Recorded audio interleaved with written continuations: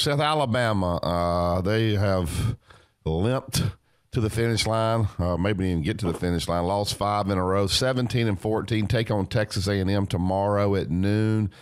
Joe Lunardi still has them in the bracket. Jerry Palm doesn't even have them on the bubble anymore. Where does this Alabama team stand right now as far as the NCAA tournament? Yeah, I think they're going to win a game. I think what happened is, look, their non-conference strength of schedule and the success they had non-conference and get a couple of wins helped them, no doubt about it. But, and they didn't do as much as Oklahoma early in their season in league. So they've got work to do, and they can't score. All right, I mean, look, they're going to be pretty good defensively. They're long, they're athletic. They have too many pieces right now. They don't have enough guys that separate themselves. They play young. I mean, Petty plays young. Even Sexton plays young. Jones plays young at times.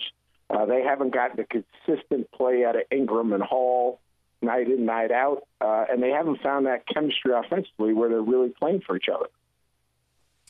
Yeah, do you think if they beat A&M, they place Auburn in the next game? But do you think they need to win too? I guess it kind of depends on these other tournaments. A&M win, I think, could really put them in a good place. Obviously, beating Auburn would be a great thing.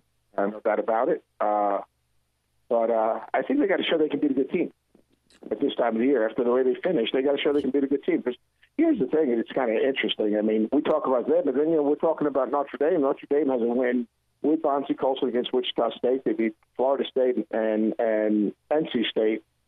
All right, and we're all speculating they're going to be in. I'm not, but everyone's speculating they're going to be in because Bonzie's back. Well, they also lost to Ball State, Indiana with Bonzie. And every team that's had injuries, and, Alabama's had, we going to take every injury of a good player on every team into consideration when we're going to put them in the field. Can't do that.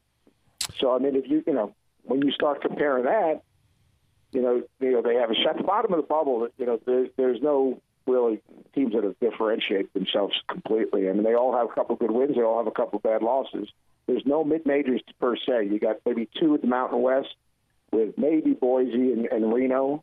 The A-10 could get 2 with St. Bonaventure and URI.